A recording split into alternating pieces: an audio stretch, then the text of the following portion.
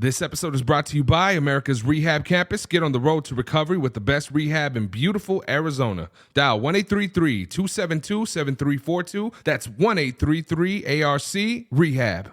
Ladies and gentlemen, you are now tuned in to the Archers.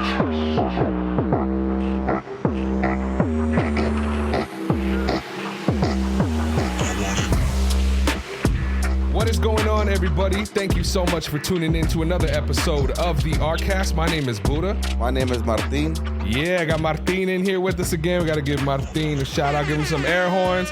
And today we have a very, very special guest. It actually ended up being kind of fate in a weird way. I ran into Martin a couple days ago.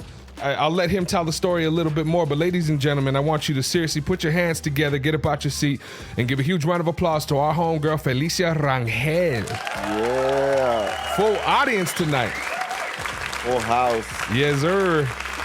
So, how are you doing, Miss Rangel? I'm blessed. I'm doing great. Doing good? Yeah. Happy to be in here with you guys. Happy to see this guy every time I see him.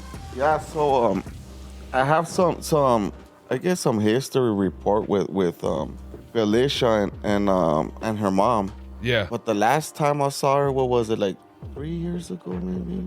And I saw her through a court process, and so I would, every time I saw her mom, I would ask for her, and see how she was doing and all that. But I came across with her here at the kitchen not so long ago, and she said hi to me, and I'm all like, who's this weird lady saying hi? I'm just kidding. So she's all like, you don't remember me? And she looks like so healthy. There's a glow in her face, in her eyes, and she's all like, it's me, it's Felicia. And I was happy to hear that she's working for us here at the Arc. So I was pretty excited, so every time I see her, I've seen her since then, like 3 or 4 times, came across the center, and that time that I was coming to talk to you, I had just spoken with her, and the idea just came to my head of inviting her to a podcast. Awesome. And so it's an honor for me to be in this podcast as well with you and Felicia as well. And I know she has a story. She's come a long way. I'm happy that she's working for us. We're blessed to having you in our team and giving that light of hope to others, that recovery is possible. So that's it. That's when I told you, we got to invite her and see what she's got to share. No, absolutely. And Miss Felicia, how much time do you have right now, sober time?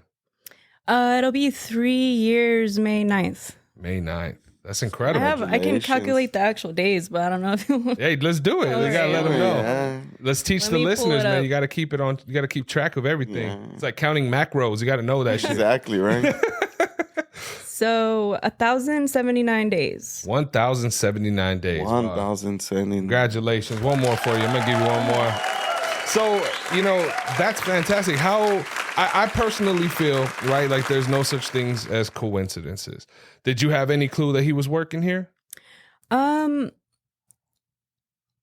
kind of did, but it was just crazy because the last time that I had seen him before I ran into him in the kitchen, I was actually like in county jail, like wearing my red little outfit, that they give you, and he was the only person that I actually saw in person after I got sentenced because like my family wasn't able to come visit me and stuff. So that really like that sticks to you, Yeah. So it was just crazy to see him like outside of that environment and to see him here and to be a different person, to feel like a different person and see somebody still helping people out and still, it's inspiration for me. So yeah, absolutely. So that was just really awesome to see. That's really cool. And typical fashion of the Arcast, what we normally do is, we have amazing people in here from throughout the community. They have different roles throughout the community, talking about where they started. We kind of go into the weeds a little bit, talking about certain things to where they're at now, in the position, just like yourself, being able to help people every single day. So I really want to start from the beginning, if you're cool with that. Where are you from? Are you from Tucson, Arizona? I was born in El Paso, Texas. ¿Qué pasó, El Paso? El Paso. I grew up in Juarez for a little bit, and I was one of those kids that like went back and forth, wake up at 3 a.m, cross the border, get dropped off at my dad's house. He'd walk us to school, then we'd get picked up and go back and do it again. And then my mom ended up getting married when I was 8, and we moved to Tucson. And I've been here ever since. And your dad lived in Juarez? My mom's parents lived in Juarez. Okay. So when she divorced my dad, we kind of just went back there to, stay with them. And we'd stay back and forth. Like, my grandparents raised me. My mom was really young, and, she was working and doing her thing. So yeah, it was like a lot of back and forth. Okay. And as far as like your mom and dad goes, just curious about that. What was the situation with your mom and dad separating? Was it because of addiction, anything like that? I think it had a lot to do with it. My mom was in high school still when she had me, and my dad was like a few years older, and he still struggles with alcoholism. Yeah. And he's pretty much struggled with it like all his life, and there was like a lot of domestic violence things, and he it was just not a happy situation for her, so she had to remove herself from that situation and just move on with her life. And she ended up leaving him and doing her thing. And growing up, did you have any siblings?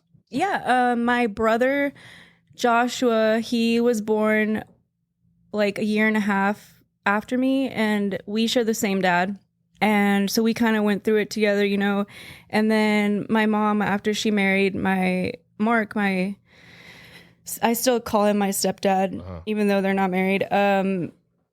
She had my sister Alex, who's like 22 now, and my brother Marco, he's like 19. And my mom ended up getting divorced from my stepdad, and she had my youngest brother James. He was like 14 now. So. Oh wow. Yeah, so I'm the oldest of 5. Oh wow, that's a pretty big household then. Yeah. That's cool. And what would you say, I know that divorce always plays a role, whether it's a bad environment or not, it's like a family's designed for the mother and the father to be together. So I know that always plays a role.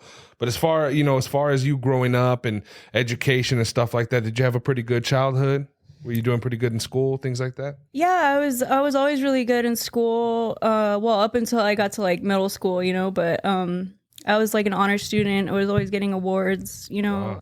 But that was like, it was honestly, until 6th grade, I think. Well, and then things started kind of changing.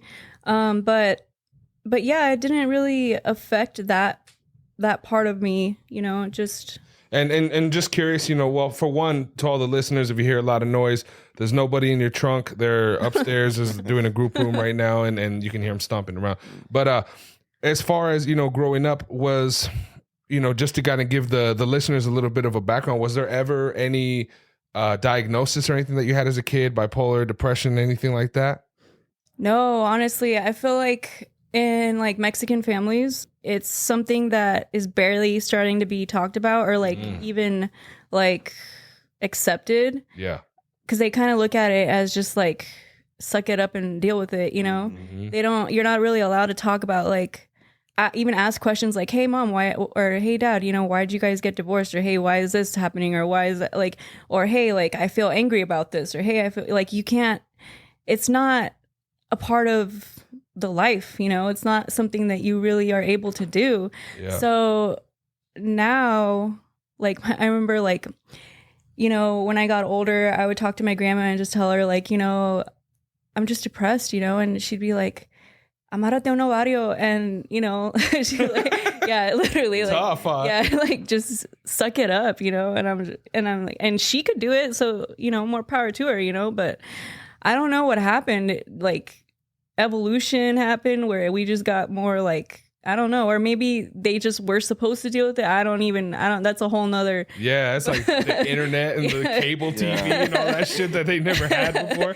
If you fucking were depressed back in the day, you go outside and play with sticks and shit. That was all changing, bro.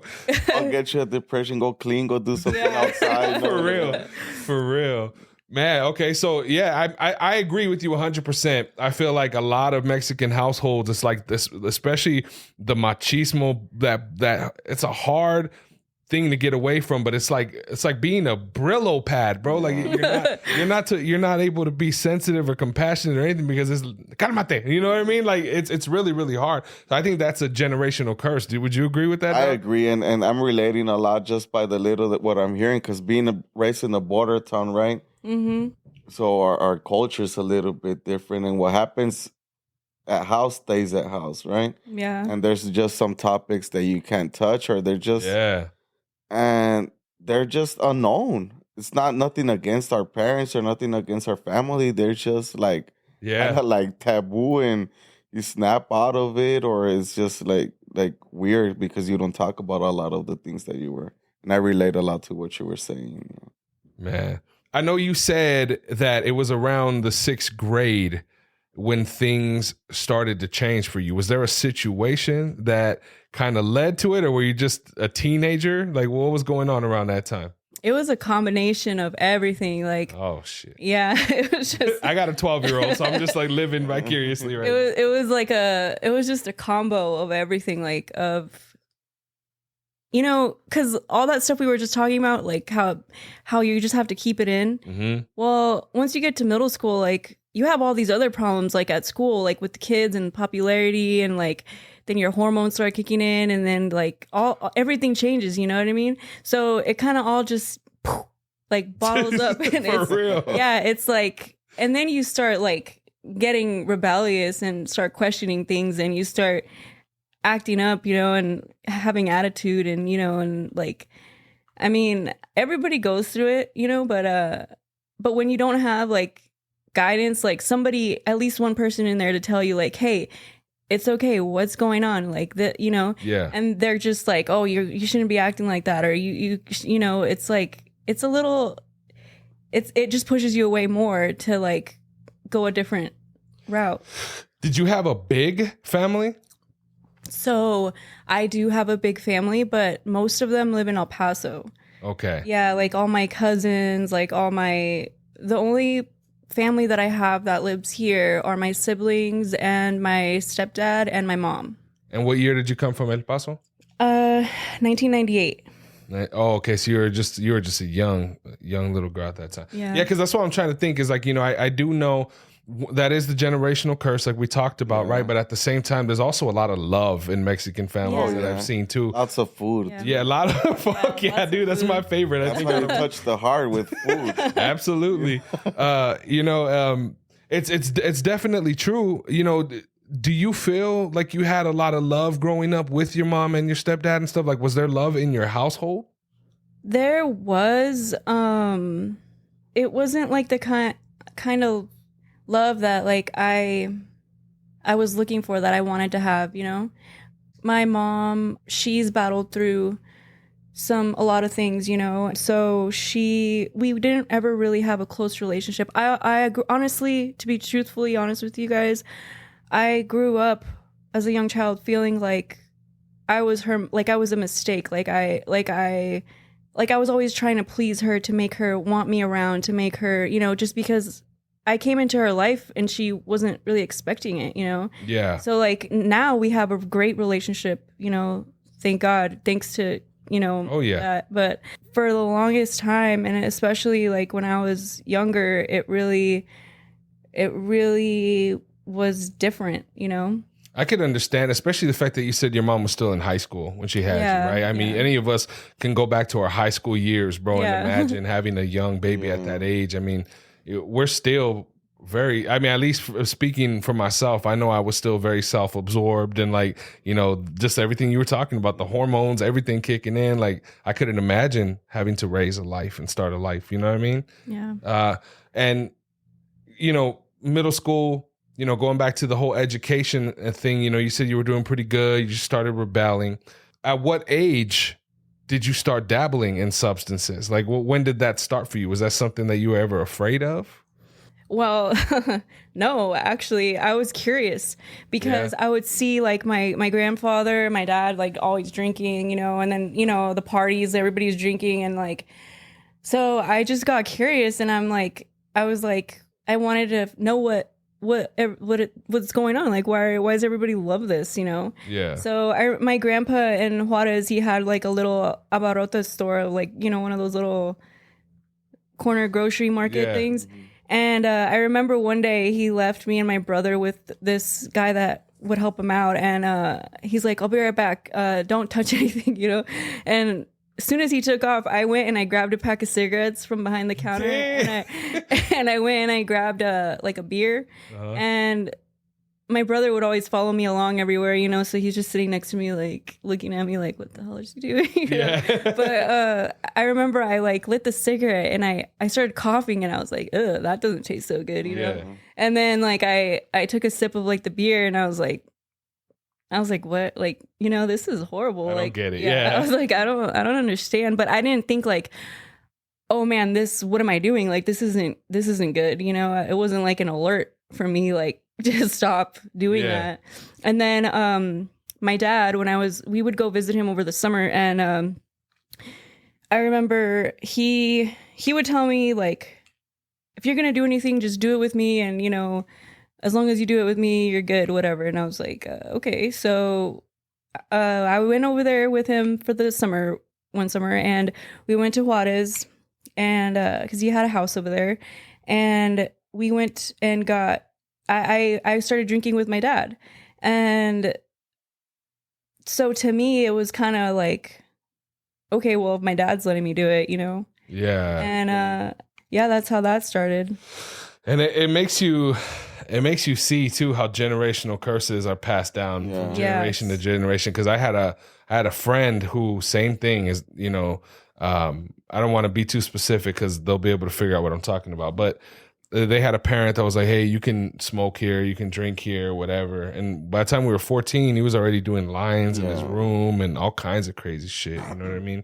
So I can see where that would be detrimental. It's crazy to think as a parent, you know, like if you look at your babies right now and think like, hey, let's have a couple beers together. Like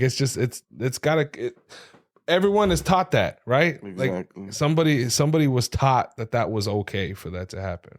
So it's up to us to start breaking those chains once you identify it, right? Absolutely. Yeah, I could relate a lot to what you were saying too. I started drinking with my family and do it here at the house, and it was just normal for all of us. It wasn't just me; it was other primos, cousins. They were just like in a get together, drinking, and it was normal. Huh?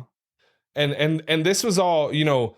Listening to it, this was from your dad's side too, where that store was, right? In Juarez? It was my mom's dad's store. Okay. Yeah, right.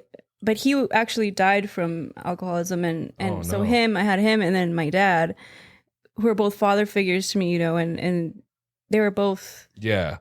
And what about your mom? Did your mom know that there was shenanigans going on when you went with your dad and stuff? Was she aware of all that stuff? No, she didn't know. But I definitely threw it in her face a couple of times when we would fight about stuff. Like, I'd be like, well, my dad, like, you know, lets me drink, whatever.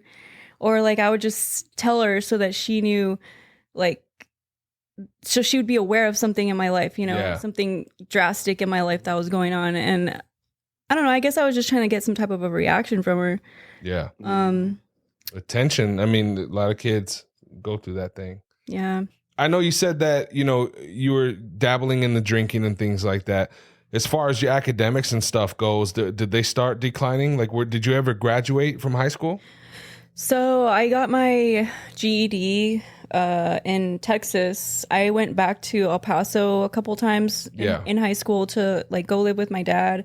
I'd end up coming back, but one of the times I got my GED, and then I went to PMI and got my medical assistant certificate, and that's as far as I went with that. Good for you, though. That's cool. Good for you. You got a trade under your belt. That's cool too. You know what I'm saying? And as far as when did you start dabbling into harder substances? Did you start smoking weed, things like that too? Yeah, like the summer of 8th grade, I started drinking like to where I ended up in the hospital, and because I grew up in Oro Valley, right? That's where we had moved to, the north side. And we would just chill at the Foothills Mall all day. Like that was our thing because there was nothing else to do out there, you know? Yeah. So I remember like one weekend before high school, me and my friends were like, well, we got to get really wasted before, you know, high school comes, you know, whatever, blah, blah, blah. And so we went to the mall. We went to Albertsons. We stole some Bacardi-O. We went to the Barnes and Nobles, the bathroom in Barnes and Nobles, and we poured out some drinks, and I drank like way too much. I woke up in the hospital with my stepdad like pacing back and forth, and he's like this like German guy, you know, so he was like cussing in German and stuff, just man. He was pretty scary when he was angry, you know. So like I remember like the first thing I saw was the clock, and it was 1 o'clock in the morning, and I was just immediately man. Like, what the fuck, you know? And yeah, they had to pump the ambulance had to come. They had to pump my stomach out. They said it was the equivalent of me drinking 3 30-packs to myself within an hour. Yeah, like my alcohol level was like I should have been dead, you know? Yeah. And I remember we had smoked weed too, like in the desert outside by the Foothills Mall. And so there was this cop that came over to the house, and she's like, you know, where did you guys get the marijuana from? And I was just like, I don't know, like, you know. And she's like, well, you know, I got really lucky being young and underage and like a female, like because she's like, you know, I'm not gonna just promise, you know, you're not gonna do this again, blah, blah, blah. And I was like, okay, you know. Yeah. But it was just one of those like, okay, it's like sweet, like I'm getting away with this, you know. And that's the first like big trouble I got in with alcohol and with, you know, smoking weed. And then I started dating a guy that was like really into smoking weed, and he was like the first real boyfriend that I had, and I was with him for a while. And I started smoking weed more, even though I didn't really even like it, you know, like I didn't like the high from it. I don't know, did it because it was like an escape and, you know, something cool to do on my free time. Did you ever have any, as far as like activities go, were you ever into sports or anything? Did you have any outlets? Yeah, I played soccer for like a couple times. Yeah. But my parents both worked, and it just wasn't really like, at the time I felt like it wasn't really encouraged, you know? Yeah. Because they were so busy, you know, and. Yeah, and it's hard because especially around your 90s baby, right? Yes. So it's around that time is when, you know, those dual family incomes households really started like taking, like there's no more one parent staying at home. Yeah. Like it's rare if you have a job that's good enough to provide. Like husband and wife are both out there working, getting money at that time. So it is hard, you know, especially if you've never had that encouragement yourself, you know, to kind of, I see that now with my son. My son's into sports. And if it wasn't for my wife, bro, there's no way I would be encouraging shit. I just never had that. You know what I mean? Yeah. So, and let me see. At what point in your life did your substance abuse start becoming a hindrance to you, where you decided, you know, where you started thinking that you needed to start to change your life a little bit?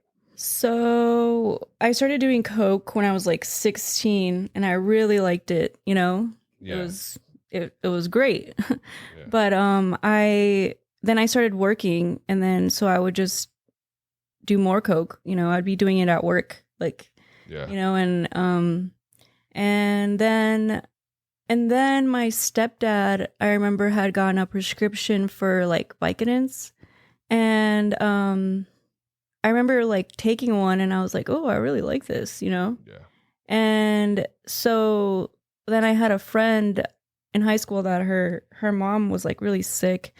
So she would bring me all these pills like methadone, oxys, just like all kinds of stuff. And I would just like pop them on the weekends, like, you know, just, and it was crazy because like I honestly didn't do them like every day and get all crazy with it, you know? Yeah. I just would do it for fun. Like it was like my fun time, you know, like. That's how it starts. Yeah, it's how it starts, exactly. And then when I was dating that guy, I remember he was like, just smoke weed, like don't do pills, blah, blah, blah.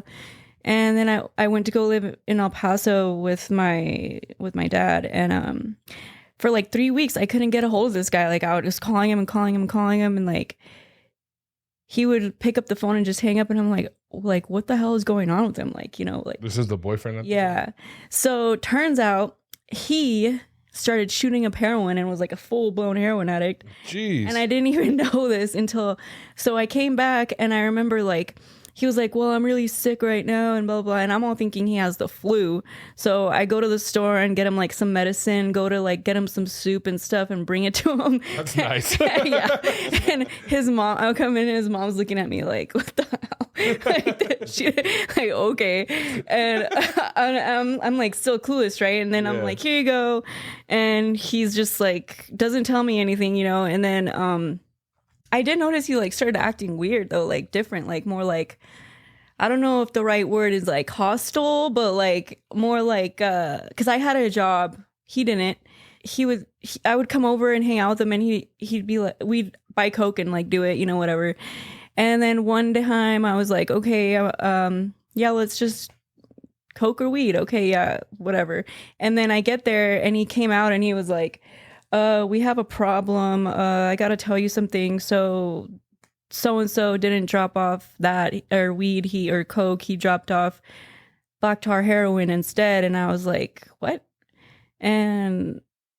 But then I was just like, you know what? He's like, it's just like the pills. And mind you, this is the same guy that was telling me that not to do pills, but that it was that, to just smoke weed. So I don't know what happened while I was gone, but he just went downhill real quick. So I was like, okay, well, I guess I'll try it, And I started noticing like the changes in him, because like he wanted to do it more and more and more, like all the time, to where it was like he was obviously like addicted to it, And me, I was just like I'd want to. He'd be like, let's go get some whatever. So we'd go get it. We'd come back and I'd be like wanting to watch a movie or chill. And he'd be like feeding, like to try to like just get high really quick, And I remember being like, what the hell? And one time we got in a fight because of it. And he like locked me out of his house, but he went in my purse and took the stuff out of my purse and locked me out of his house. And then that's when I was like, what the hell? What is this? Like, what's going on here?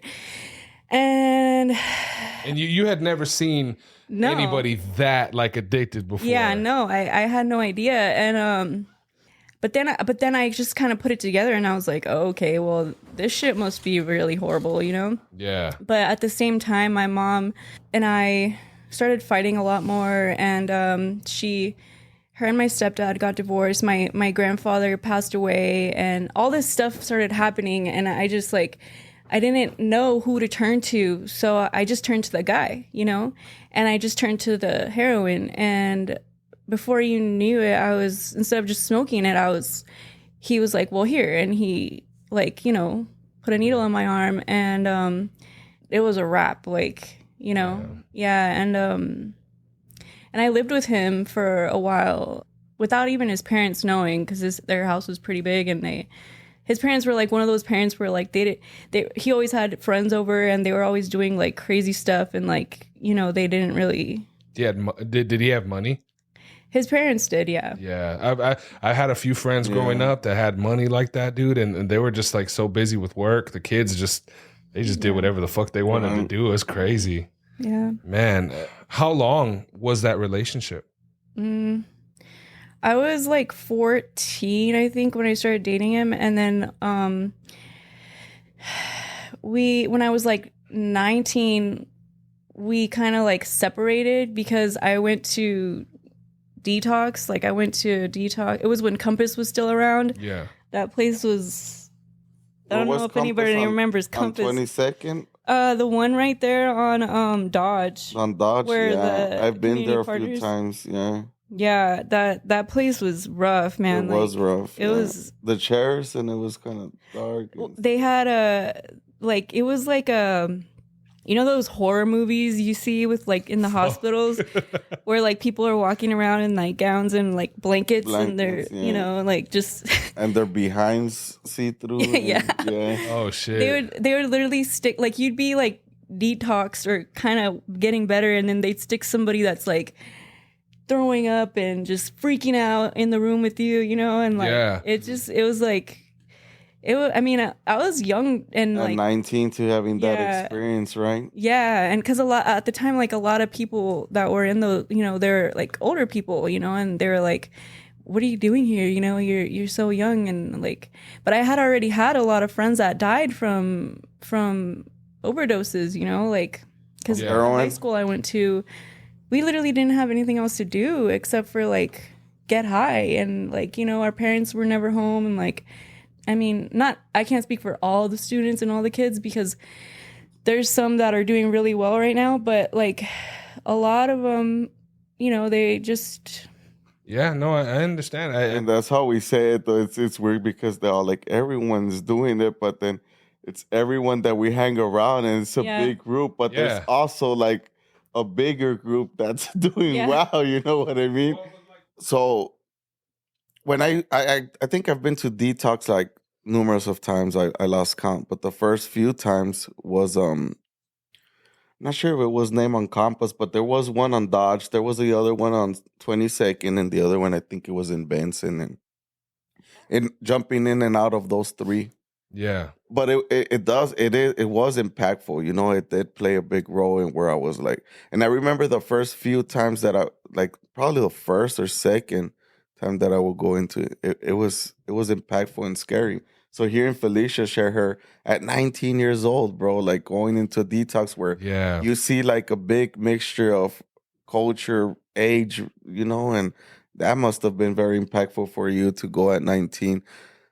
And as a female, I don't know, I always felt bad, bro, for females in addiction. Like I always felt they got the shorter end of the stick. They were most vulnerable, and I was that kind of person when I was active addiction, trying to supposedly, I guess, save them, you know, or take care of them, because I could see that they suffer and people trying to take advantage of them. Yeah. And I don't know, I always felt kind of bad in seeing people, girls in detox, young girls in detox. And I don't know, I felt that I could survive anywhere. Like I could survive in jail, prison, and then come across when you start meeting these girls, like they were...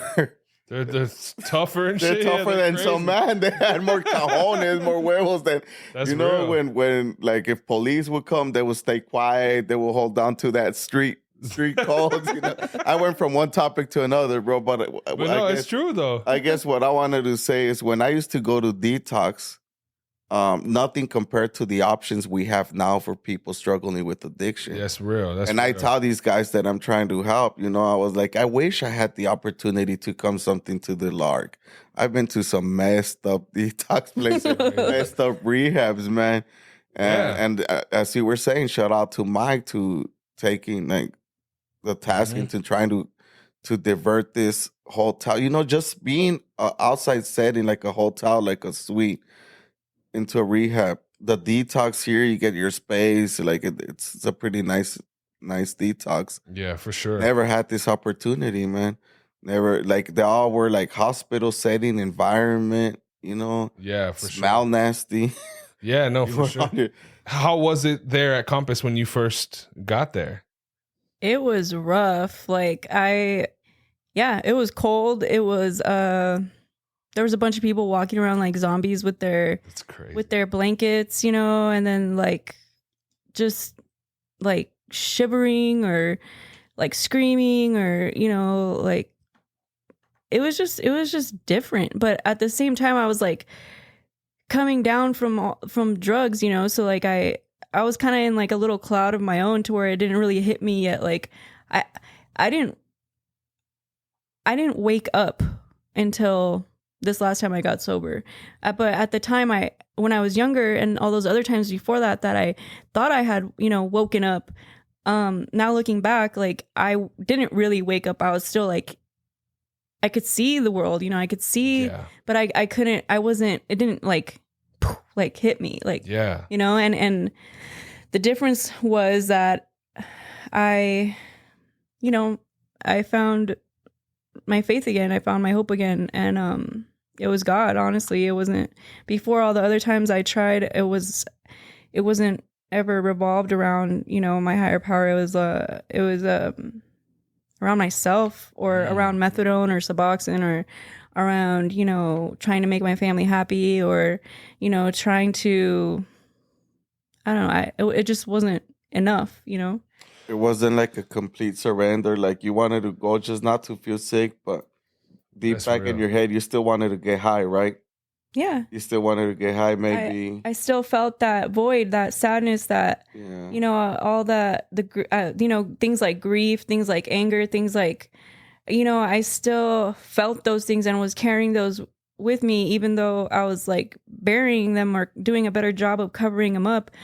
But it wasn't until this last time around that you know, I just kind of broke, and it just kind of like, I literally just broke, and I just gave it all. Wow. You know, Surrender. I had to.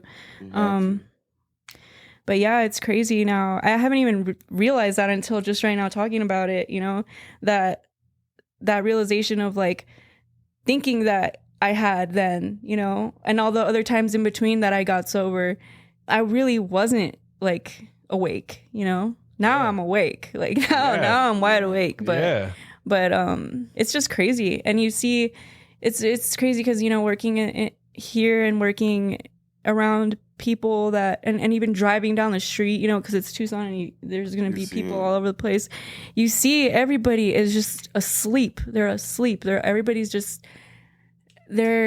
literally dying. You know, they're either about to die or dying or just really asleep and just. Yeah, that's so true. And it's I had crazy. this guy tell me he was like those fish that I was like those fish from the fish market. I was dead, but with my eyes open, you know. Oh man. He used to tell me, but in Spanish, you know how Mexican in the rehabs over there, the therapy is kind of more like they're more like tough love, you know. They'll tell you things how it is, but he would tell me like you're just a dead man, you know. Your eyes are open, you're breathing, something a lot of these things, and it's just remembering of those, hearing what you were saying. I love what you said as far as, you know, when you were talking about the surrendering and how you said that up until that point that you had only surrendered to like yourself, you know. Can you take us to that moment when you first felt that God shot, or when you first felt like you weren't alone for the first time? Do you remember that moment? Was that like a significant part of your story? Yeah, it is, but it wasn't like an exact. So it's a little bit more complicated than that. Like it was like little hints, like here and there, like little things that would kind of like get my attention out of my fog, and I'd be like, what the fuck, like, and I knew in my heart it was God talking to me, right? Like I knew in my heart it was God like trying to be like, hey, like wake the fuck up, you know, like what are you doing, you know? And then I started remembering things like my childhood and like good things, like, you know, like, and for some reason I was always saving every single birthday card and every single from all my, you know, so I remember being like in my apartment, this last apartment that I had, and you know, when I was like in my addiction, all that, and little things just started kind of like getting my attention, and I started seeing like literally the spiritual battle between good and evil, like around me. Like I started seeing things, and I know a lot of people say that, oh, it's probably just the drugs or this or that. But honestly, it was to the point where I wasn't even getting high because I was so like caught up into this trying to figure out like what was right and what was wrong, you know?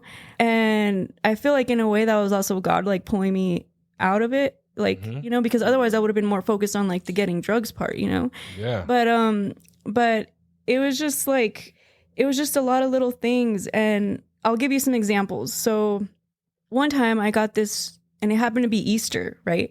And I didn't even realize it was Easter. And I got this random text message from somebody, and they were like, they said, wake up.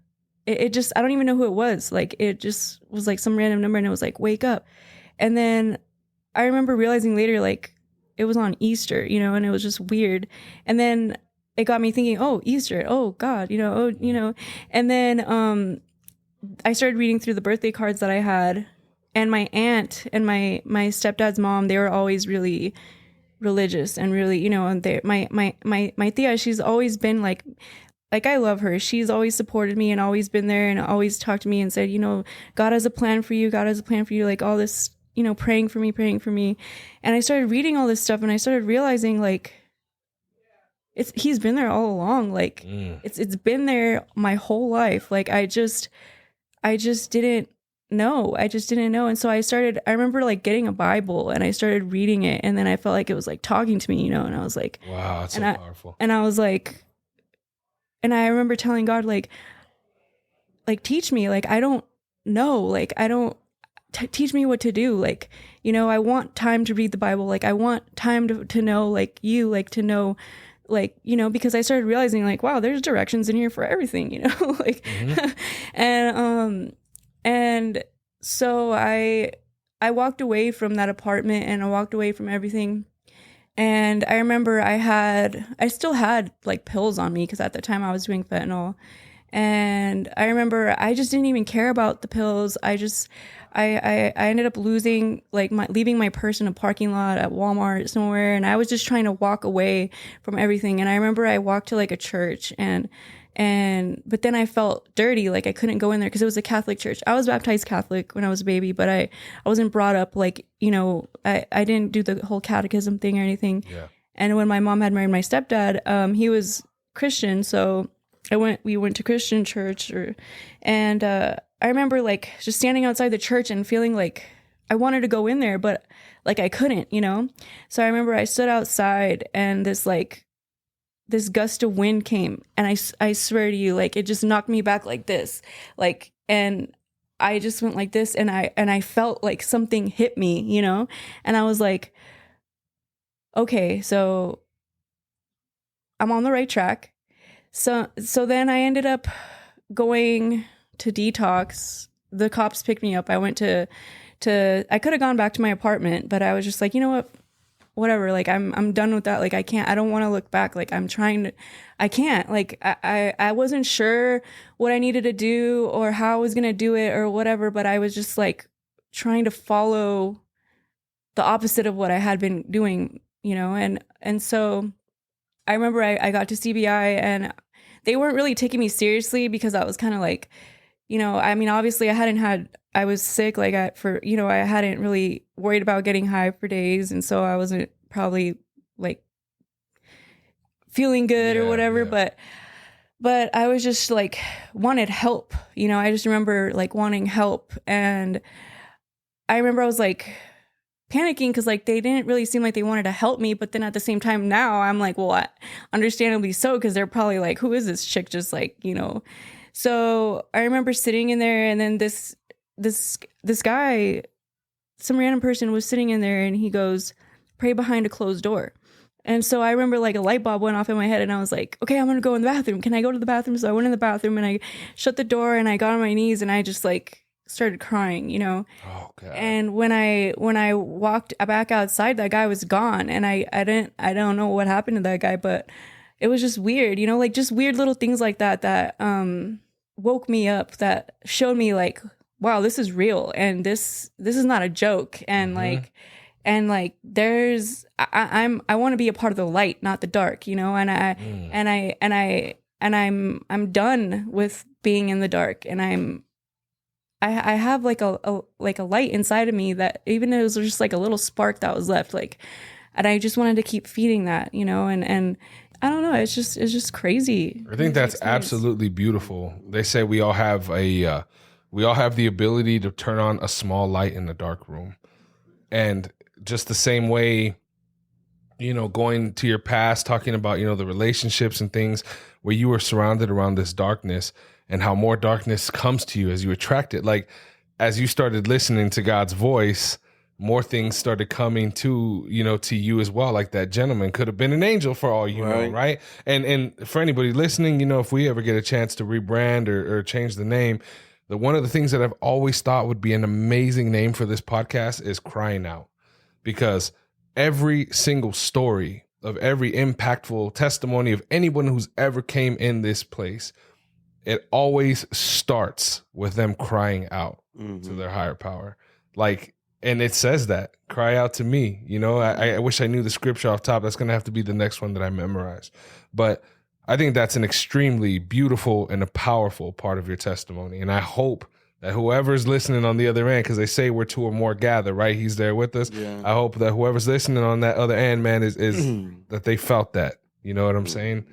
Man, that's incredible. Just remembering quote that I said, we all are calling or something like that. Everyone, like a lot of them are calling, but a few are chosen. And I feel like God knows who to choose because he knows that we're going to, like in this case, he knew that Felicia was going to be part of the light, part of the solution. And I felt like there was a purpose for you, how you say, right? And you're doing it right now, like just working here, right? And you probably never imagined when you were actively addiction that be working in the helping others, you know, or trying to have something good. But there's only power greater than the souls that could do that and chooses us. And thank you for sharing that with us. Yeah.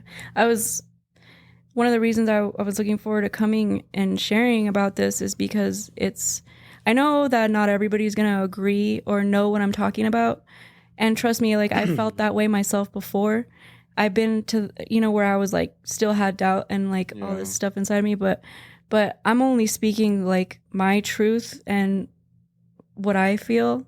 And to be able to share it where I can share it, you know, why not? Like I have to, you know, it's part of the process of, you know, doing what the next right thing. So I'm just grateful that it's just crazy how it happened too, because I wasn't expecting you guys to, you know, ask me that when I ran into you that day and you're like, hey, come back. But it's really cool how it worked out. And I'm really grateful that I can come in here and talk about this and, you know, not get looked at like I'm crazy or like, you know, just people understand you and you know, you can hopefully reach somebody that needs to hear it or that, you know, just. Yeah, absolutely. And by helping others, right, we help ourselves. And I feel like God saves us for a reason, right? He does things that no man or no evil can touch because he gives you that power, that purpose in life to do his job, right? So we got to do his job. You got to do his job, like by being empathetic, showing love to the people suffering from addiction and all those things. Faithful and servants. He's got us, right?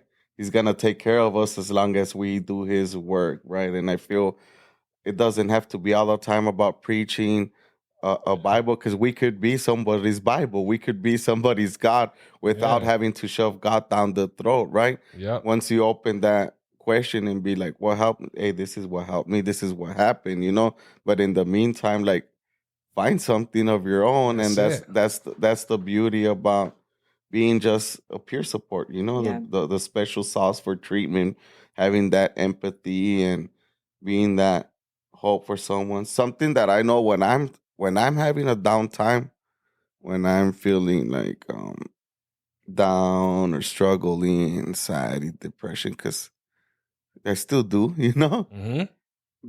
The only way to get something, and I feel like God puts it in my head or my heart, like, forget about yourself. You shouldn't even be complaining. Go help someone. And there, close to my house, there's a mission and the shelter. And I know the CEOs there, and I'm always catching myself, like right now, lately, going to that mission or just trying to do something for others, you know, trying to help and not concentrate, like, because he did already something that no human could do, no medication, no science, no counselor. He got me out of addiction, someone that couldn't last 2 hours without getting high because I would get sick, you know? And so I couldn't be complaining because he did a big miracle for it. And what I'm listening is that he did the same thing for you, right? And I'm glad you're helping others. I'm glad you're working here. And I can't wait. There's more to come. I know that you're going to do big things, right? As long as you continue working on yourself, right? And helping others, I think you're going to be great. And I feel like the main, like one of the things that's going to help me do that is helping others, because it helps keep me accountable, because I don't want people to because how you carry yourself and how you come across, people can tell like what you're doing. You know what I mean? Like if I was like still doing something, or people, the people around me would be able to tell. So like it all goes into like being accountable and helping you stay accountable, and then you help each other, and it's like a fellowship. It's like I talked about it in one of the groups, how when you start hanging around like-minded people and like-minded individuals that want the same things that you have or that you want, and want to be better, like the light people that have light in them instead of, darkness, you kind of become like a body, right? Kind of like how they say in the Bible about the body of Christ. It's not really about the building or the what type of church or what building you're going to go be with God. It's about the people. It's about, that's what community. That's what I believe it means when it says that. And you can have that with, Narcotics Anonymous, Alcoholics Anonymous, like they're a body, they're a community. And it's just a really important part of changing, because, we have all these habits and all these things that we need to fix and change and learn and like grow. And honestly, I feel like that's like probably like 40 or 50% contribution to it. The rest is obviously like hope and faith and higher power stuff. But I'm just curious to know what you think of this.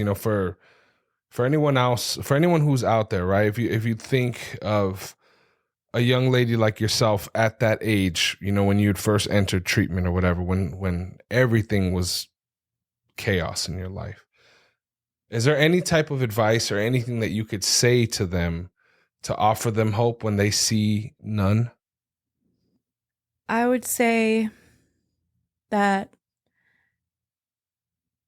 they're not alone. We are loved. We're beloved. And I know it sounds a lot easier to say, but truly, if we're alive and if we have breath and we have even the slightest like tiny little bit of hope, or there's at least one person in our lives that prays for us or that we feel comfortable talking to.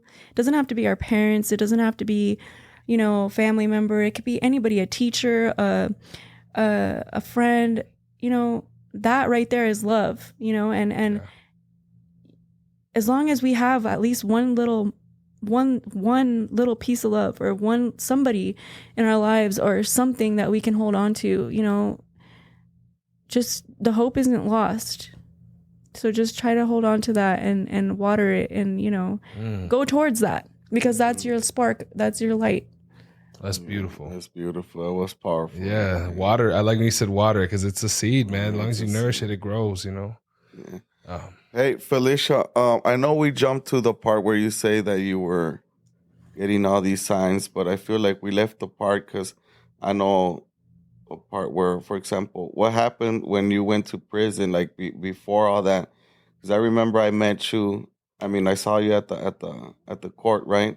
You were about to get sentenced, but there was a new Felicia there that was about to get sentenced. Like, it's weird because she was like so peaceful, so calm. She knew she was gonna get sentenced to prison, and I remember thinking like she was cool. She was. That's God. Yeah, she was like, wow. She was okay, and her. I think your mom was there, right? Your brother and a pastor that was advocating for her, and if I'm not mistaken, I think the prosecutor did his job and talked poorly about you. I'm not surprised. Yeah, that prosecutor didn't have nothing good to say. Yeah, they did his job right. Yeah. I remember those times, but yeah. So after I went to detox through CBI, and I went to a women's rehab, I knew I had warrants, that I had to take care of, and I wasn't really particularly excited about one of them because I when I was in my addiction, you come up with all these horrible ideas when you're an addict. And, one of my most brilliant ones at the time was okay, well, I'm just going to sell drugs, to, maintain my habit. And because I knew a lot of people, from all the times I moved around, and like, I could definitely get rid of them, you know what I mean? And so one of the boyfriends that I had, he introduced me to this guy that's just somebody that, it was just easy for me to get him. So I ended up, it was when COVID started, right? And they closed the border, and I was no longer able to, receive them the way that I normally did. So I had to go down there myself, and I ended up taking somebody that I didn't think to ask her, like, hey, do you have any warrants? Because like I just figured it was common sense. But because at the time I didn't have any felony. I mean, I had misdemeanors, and I had, like been on unsupervised probation before. But at the time I was still clean, pretty clean record.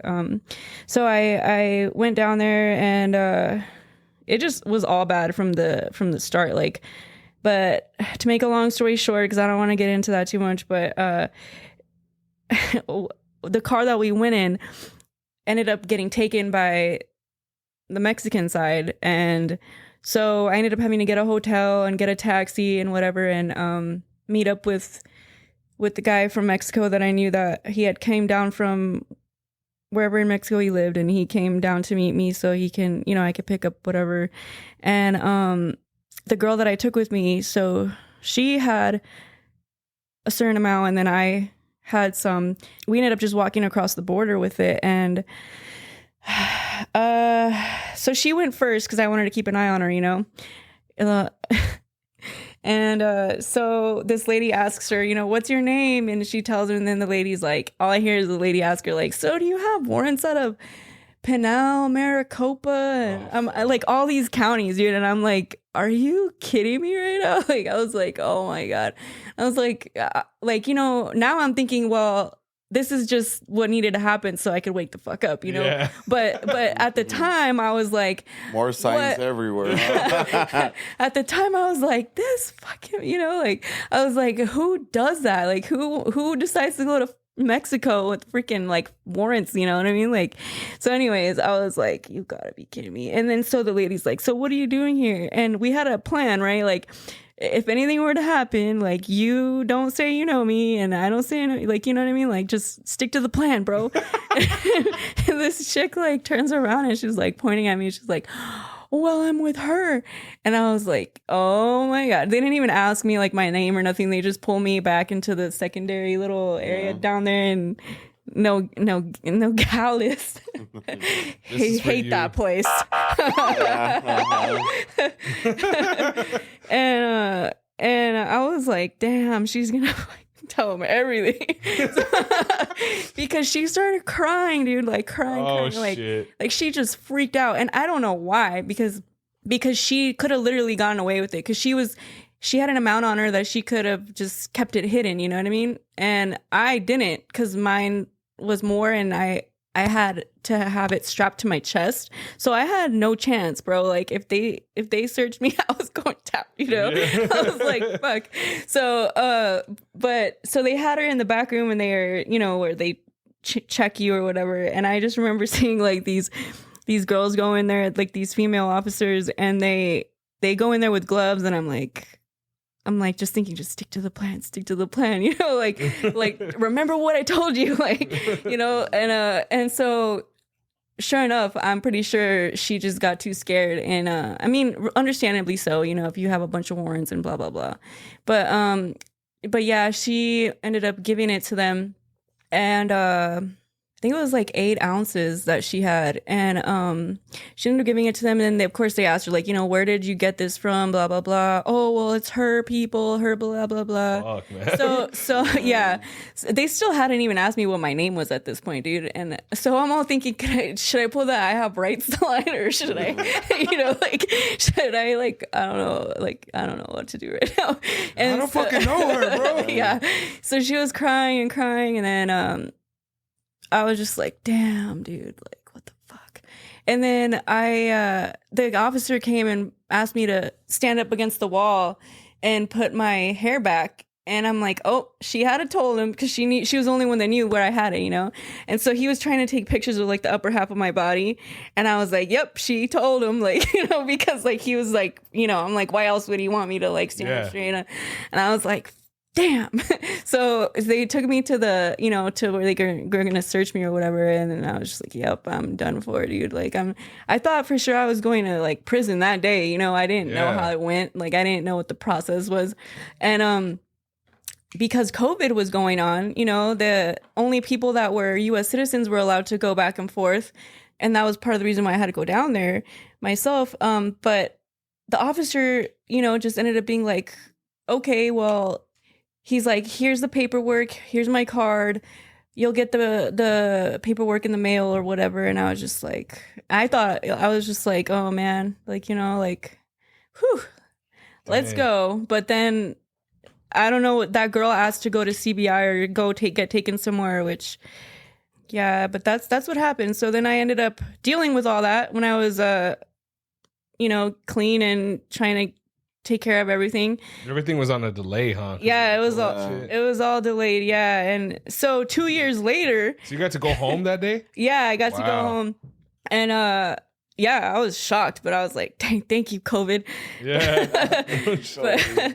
But yeah, so I went home, and then what's crazy is a month after that, I got in trouble again at the border, not the border, but the checkpoint. I was driving somebody, and anyway, long story short, but right away, because of the other charge that, you know, they saw pop up, they were like, they were like, they didn't believe me that I didn't have anything on me. Like they thought, you know, and I'm like, no, I'm serious. I was like, you guys think I would do this again? Like crazy, like I did before, like right after, you know, and I was like, no, just, yeah, but they're just doing their job. But, after that, when I was trying to get everything taken care of, I was like, damn, this is going to suck, like having to deal with that, you know, and cause I was clean and I was doing good and I was, you know, I felt like a different person, but yeah, I knew that I needed to take care of what I needed to take care of. And so I just kind of gave it to God and said, like, look, if there's some reason why you want me to go to prison and you something you need me to see, something you need me to, you know, do for somebody else, or I don't know, just, I'm willing to do it, you know, just, I have faith, like, you know, just, I remember praying about it and like a lot. And, so yeah, I did that. And when I was in there, I tried my best to, like, you know, not be like everybody else and, you know, stay true to my faith and help people, and, you know, just do my best to do that. And it was really hard, but, if I could do it in there, you know, I think I can do it anywhere. And, yeah.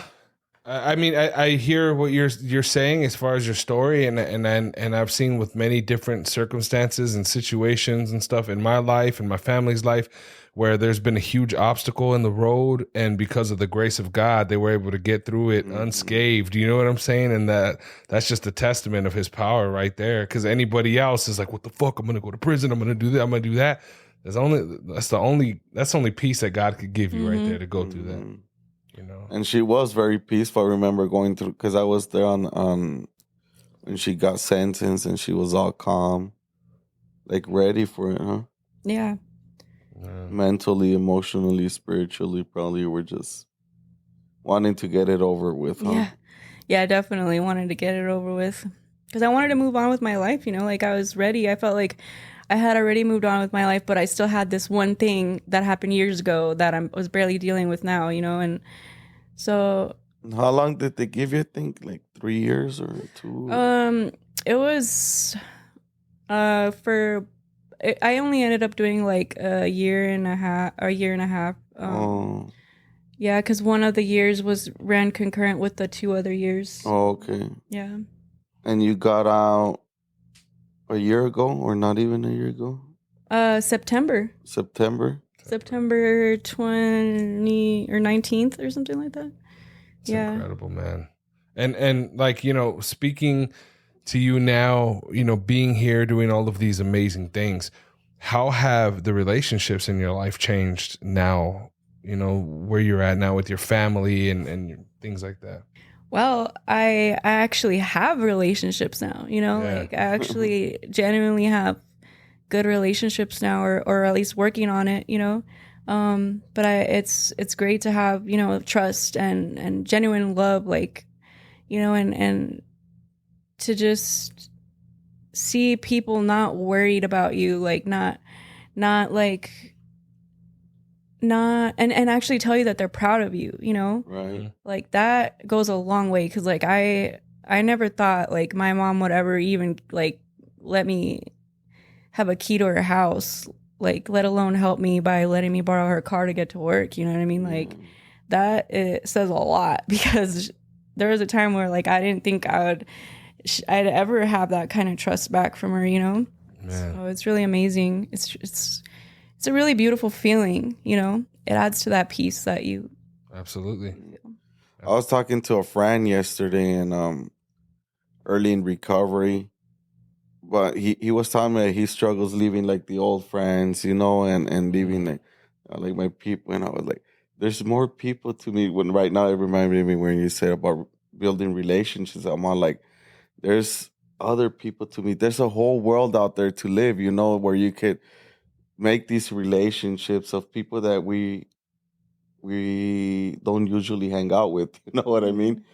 Because like how you said right now, misery loves company. Usually darkness hangs out with darkness, right? Like, so I was sharing with him stories like new friendships that I've came to build in recovery, you know, which are pretty cool relationships. And I like meeting people now that back in the day, I wouldn't meet with, like, I wouldn't find no connection with meeting with people, you know, no conversations, no nothing, because we were like in two different radio stations, you know what I mean? It was just two different worlds. And now, like, it's cool, like, having those relationships where you could go drink coffee or have a lunch with someone and just get to chit chat, and where it's different of something that we were used to. So I was like, I invite you to just let go of that, you know? You gotta let go of that, because you can't. And I remember I used to struggle with that too, you know? But thankfully, by the end, they were all gone already, you know? Yeah. And I was in prison too. They never sent me for a sopa, a letter, or stuff like that. You know, so you didn't get no ramens, bro? I didn't get no ramen from them or nothing. So they were all gone anyways, you know? So it was a little bit easier, because who else would I hang out with? That they were all gone anyways. So I mean, and God works all that out, bro. Yeah, all of that, and you feel like everything is falling apart. You know, everything is just falling apart. My whole world is falling apart. You know, and God's just working His magic and just putting everything, all the pieces into place. But you can't see it, right? When you're going through it, it just feel like the whole world is crumbling behind you in your eyes. And man, and it's amazing to see how your world has changed. I mean, everything, you know, the opposite. I mean, end of the spectrum, you're doing fantastic. You know, I know I had asked you, you know, to kind of just sit and think, like, what is the one thing, you know, with your testimony for anybody who's listening that you wanted to get across? Not to give up. Not to give up. Don't give up on yourself. You know, there's somebody out there somewhere that genuinely has love and loves you. And there's always, you know, there's people all around that are willing to help. Somebody that are willing to talk to, you know, to talk to you and to actually listen and actually care. You know,